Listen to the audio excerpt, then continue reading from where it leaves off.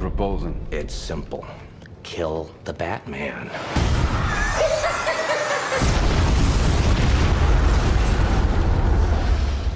Here's my card. In honor of the Joker movie, which is about to hit theaters, and now most everybody is saying it's on par with The Dark Knight and Heath Ledger's performance, I wanted to rank my top 10 Jokers of all time. My best Jokers, and this will be the first top 10 with the new content on the channel. So if you guys have suggestions moving forward of things you'd like to see top 10 wise when it comes to pop culture, you let me know. Drop a like and you let me know in the comment section who is your favorite Joker of all time. And I'm going to kick things off. Well, actually, I'm going to kick things off with a giveaway. That's right. We are still giving away a PlayStation 4 every single month. You guys know what to do. Make sure you're subscribed. Make sure you have those notifications on. Comment while you want it and put your Twitter handle on the comment, and I will pick a winner at the end of the month. And I'm going to start my list off, and I'm going to get some hate for this. Jared Leto. Now, there have been a lot of actors that portrayed the Joker over the years, both in animation and in live action. But, I mean, who are the best? I have to put him at number 10. I mean, I know he's a controversial pick, and his announcement was met with a ton of skepticism. I get it. While many people hated the Suicide Squad movie and its portrayal of the Joker, I would argue that Jared Leto did the best he could with the material he was given, and it's definitely not only his fault the movie turned out the way it did. Now, his writing wasn't great. His acting, though, was pretty good, and even though a lot of people don't like this more over-the-top version of Joker, I think there are a lot of people who loved what he did and what he was given. I think it was easy to hate on this movie. Personally, I think he's worthy of a top 10 spot, but to be fair, I put him down at number 10, so it's going to get better. Next up, and following the conclusion of Batman the Animated Series, there was kind of a lull in good Batman cartoons. Sure, there was Batman Beyond, which was excellent in its own right, but it was a very unique take on the character in the universe. There really wasn't a solid traditional Batman show on for quite some time, but that is when the Batman came into the picture. The Batman was an animated series that first aired in 2004, and it quickly gained popularity for its faithfulness to the source material. It had unique animations and the great voice cast that included Rhino Romano as the Dark Knight and Kevin Michael Richardson as the Joker. Now, Kevin's Joker was somewhere in between Mark Hamill's Joker from the 90s and the darker, edgier Joker that appeared in Batman Beyond. And fans, well, they fell in love with this version. His visual redesign garnered a little bit of criticism, as many of the villains had their outfits changed for the series, but the performance of Kevin Michael Richardson was praised, and he is still one of the best Joker voices ever. How about Troy Baker? Now, Mr. Baker is a very successful and prominent voice actor, but a lot of people forget that he actually has a bit of experience as the Clown Prince of Crime.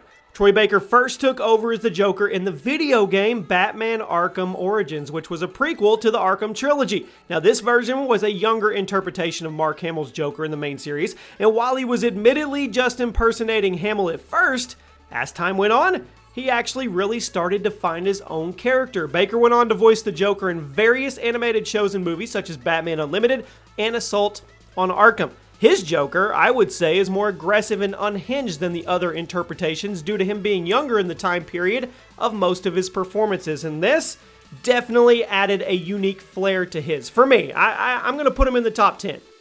At number 7, John DiMaggio, not to be mistaken with Joe DiMaggio, the famous baseball player. John DiMaggio is an extremely successful voice actor, best known for playing Bender in Futurama and Marcus Phoenix in Gears of War.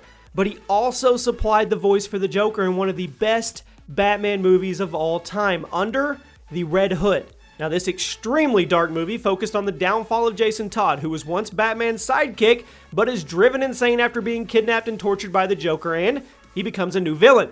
John DiMaggio's portrayal of the Joker was super dark. Just like this movie as a whole, and the more mature interpretation of the character, well, it fit with everything else, and it contributed to Under the Red Hood becoming widely regarded as one of the best Batman movies ever made. If you've never seen this movie, I can't recommend it enough. This is a Batman story arc I would love to see get put on the big screen in live action, or just a theatrical release of Under the Red Hood. That would be great too, and maybe it can be in the DC Black universe as standalone on its own.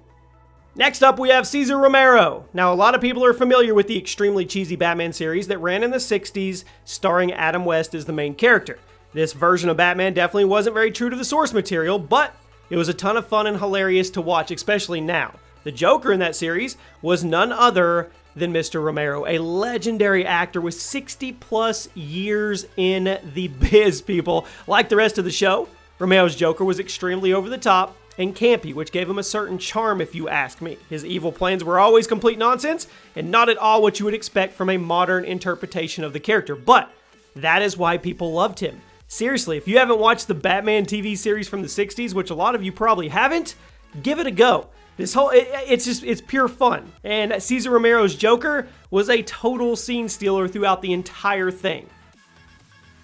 At number 5, and a lot of people didn't know that Zach Galifianakis actually played the Joker. That's right, he took the role of the Joker for the Lego Batman movie and offered a very good, more lighthearted side of the character in a time where pretty much everyone expects the Joker to be super dark and evil. After all, post-2008, we pretty much only got super dark interpretations of the Joker, and it was nice to get a more bright and cheesy Batman movie in the form of Lego Batman and have Zach Galifianakis, well, he channeled his inner Cesar Romero to make for the Joker, and it was cheesy, it was funny, it was good, it was awesome. In interviews, Zach even said that he was mainly inspired by Jack Nicholson's Joker, but with a little more humor and a little less menacing, and it came through. A lot of people missed the Lego Batman movie, but I would recommend it if you want a superhero movie that still hits all the superhero movie beats, but it offers more comedy and a unique perspective on the genre. Okay, let's talk about the legend himself. Jack Nicholson. A pretty natural pick for the Joker, if you ask me, back in the early 90s. He was known for his dramatic roles as well as his more creepy parts like in The Shining, so it was a no-brainer to bring him on board for Tim Burton's Batman movie, which was going to be much darker than what most people, well, what they were used to at that time. Now, dark comic book movies are commonplace, but back in the 90s, not only were comic book movies uncommon, but Batman was still seen as more of a cartoony and lighthearted character thanks to various cartoons and TV shows that he'd starred in.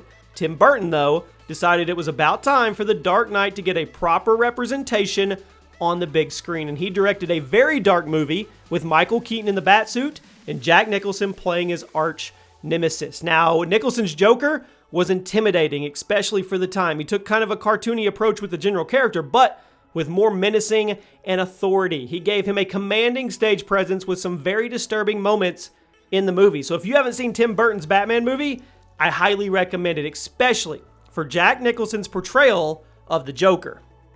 At number 3, and this shouldn't surprise anybody, Mark Hamill. Now, Mark Hamill has never played the Joker in live action, but his voice is still what many people associate with the character. Back after Return of the Jedi, I don't think anybody expected Mark Hamill, Luke Skywalker, to become such a prominent voice actor, let alone the voice of one of the most evil characters ever, but I'm glad he did, and I know a lot of other people are as well. Mark started with the Joker back during Batman the Animated Series, and he continued the role for decades in movies and in video games, and most recently, he voiced the Joker in various DC animated movies as well as the Arkham Trilogy games. Now, it's pretty tough to create a voice so iconic and recognizable as Hamill's, but he did an amazing job despite there being so many Jokers throughout the years. He is still considered by many to be the best, and he's never even put on the costume. Now, at number 2, and I know the movie's not out yet, okay? But everything I've seen and all the reviews and everything, I'm going to go out on a limb and say Phoenix's rendition of the Joker is going to be legendary. I think we all know he's going to make a good one, even if the rest of the movie's no good, which I don't think that's the case. From the early footage we've seen, he's putting his own spin on the Joker, or Arthur Fleck, especially since this is a movie we get to see him before he turns evil and we get to watch his descent into madness. This is more, I believe, of a documentary of the person. It's not going to be a superhero, supervillain type movie. It's going to be much, much darker. From all we've seen, his Joker is more naive in the beginning and less strategic than other versions we've seen, but that also makes him more intimidating since he's not as in control. We also get to feel for him a lot more before than we have in the past because we're going to get to see what actually drove him insane. I have a feeling it has something to do with his mother. There is a ton of hype surrounding this movie, and I can't wait for it. For me to put him at number 2 and we haven't even seen the movie, I hope I'm right, and I hope you watch this video a year from now and you say, you know what? You were right. And at number 1, Yeah, I mean, there was no doubt ever in my mind. Heath Ledger was a very controversial pick when he was announced to be portraying the Joker in such a high-profile movie. A lot of people forget about this, but at that time of being selected for that role, he was not someone that was seen as someone that could pull off a villain.